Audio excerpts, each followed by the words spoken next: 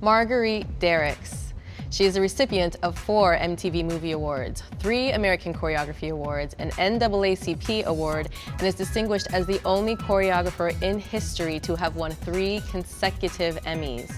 On top of that, she has choreographed some of the most memorable moves from over 50 films, including Austin Powers, Charlie's Angels, and even Tom Cruise's dance at the end of Tropic Thunder.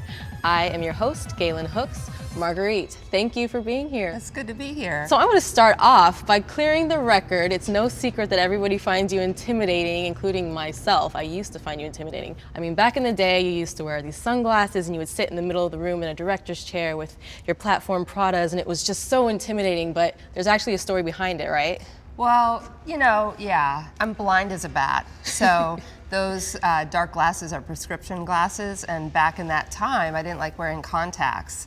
And I didn't like regular glasses, so I would put my prescription glasses on and I could just see everybody so clearly.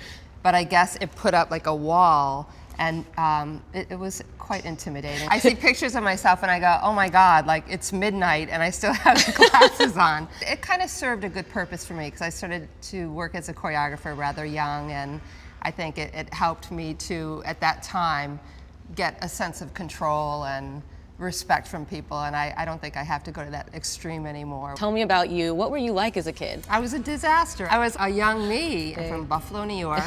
There's nothing to do in Buffalo but dance for me as a kid. So I, very early on, I think 7 or 8, I was dancing 5-6 days a week. I was in this little junior ballet company, and all the little boys in one of the shows had to bring a rose out, and my partner didn't bring my rose. And he got laid out on stage. What? Yeah, and I was like that kid that used to go around and put everybody in their place. I was a disaster. So I was doing what I do now as a kid. I just didn't realize like what it was. And I started teaching when I was 12. So when I was 12 years old, I started teaching dance. I feel I've been a teacher my whole life. Wow. I just, as a young kid, I was just trying to figure out what that was. Were your parents supportive of you wanting to actually do it as a career? Yes. In fact, my mom, when I was 16, I went through that crazy teenage time, and I had a scholarship to the New York City Ballet School for the summer, but I kind of liked hanging out at clubs. I moved out of the house, and my poor mother watched this, and she went one night and told all the club owners that I was only 16 years old, so I got kicked out. And I was like, I called and I said, can I have my scholarship back? And that got me back in line. I went back to New York City Ballet School. When I was 18, my mother's like, I have to get her out of Buffalo because she can't stay here in Buffalo and do what she, loves doing. So my stepfather gave me 6 gold coins, and he said, sell the 6 gold coins and use that money to move to New York. And I called and I sold the 6 gold coins for $3,000, and I used that money to move to New York and start my career. What were some of the jobs you did in New York as a dancer? In New York, you have to sing. So every audition I went to, I would make it through the dance call, and then it would be time to sing, and then bye-bye.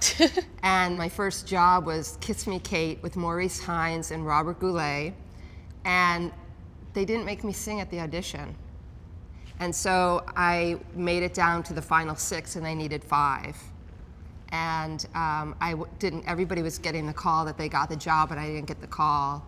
And I remember I was living in Hell's Kitchen, which is beautiful now, but back in the 80s, it was not beautiful. And I remember I was in my bathtub crying because this was my only chance, because I didn't have to sing for this audition. And one of the girls dropped out and I got the job, and that was my first equity job, was Kiss Me Kate. And then came fame. Cast as a dancer on NBC's hit series Fame, Marguerite took her first step toward becoming a legendary choreographer for film and television. She found her greatest success in the unlikeliest place she could imagine, a commercial for The Gap. Your career really took off as a choreographer with Go-Go, The Gap commercial, Austin Powers. Did you foresee that happening?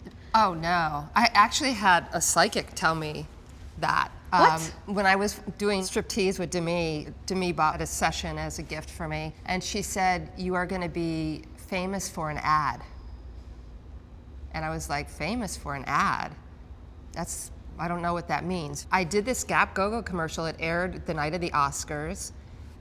And 2 days later, I was on a 5 a.m. flight to go and talk to Diane Sawyer. I was in Elle magazine, I was TV Guide, New York Post. They got me a publicist. Like, it just was crazy. Like, overnight, a Gap commercial. And I think I had a couple Emmys under my belt already. And I had done quite a few movies. But then they linked it to Austin Powers, of course. And I became like the it go-go girl. Marguerite was able to reach a level of success in the film industry that few choreographers can imagine. And just when it seemed like nothing could slow her down, an injury forced her to take a whole new approach to her craft. So you also had a knee injury at some point. In the early 90s, I was working on a Morris Day video. I think it was like a 12 or 14-hour day. And my assistant, who was working with me, was like, are you gonna teach class tonight? And I was like, oh, I don't think so, it's been a long day. And I could see on her face that she wanted to go to class. So I ended up going right from set to class. I was on a set all day long. I was sitting in the chair, they were doing the choreography. At the very end of class, I decided to change something. So I got up and I said, and I want you to do this, boom, boom, and I jumped and I did a tour in the air, and when I landed, I fell to the floor, and the whole room got really quiet, and everybody was scared, and I got up and I'm like, oh, I'm fine, and I opened my legs to second position to plie, and my knee just buckled. And I went home and I called my agent, and she said, just walk around, Marguerite, just get up and walk around. So I'm walking around, and I woke up the next day, and my knee was huge, and when I went to the doctors, he said he was going to take the needle. He goes, if blood comes out, it means you tore something. If water, then it's not so bad. And he stuck the needle in, and just all it was blood. I had ripped all of the ACL and both meniscus in my knee. Like, I blew everything out. I was devastated when it happened, and I was really scared. The first doctor was like, yeah, a year of recovery, and I went to another doctor, and he said, yeah, we'll have you back on your feet in 4 to 6 weeks. And I'm like, okay, I'm going with you. It was the best thing that happened to me as a choreographer. Because all of a sudden it wasn't me just doing what I could do. I didn't rely on the movement that my body could do. I was more in my head. So I learned to do my craft like this, which was so much better. The first thing I do when I get to a studio is I find the chair and I drag it across the floor and I sit down. And I see everything, like when I dream of dance and I dream of pictures. And so it really opened me up as a creative person. You know, they always say when something bad happens, it could be really something good, and it's true. It was a gift. Wow. My knee injury was a gift. Do you sometimes wish you could still just like get on in the dance studio and just dance? I like to be lifted. I like partnering. So there's a lot of jobs where I make sure that I do that. Or like, for instance, when I did Mr. and Mrs. Smith, I went and I danced.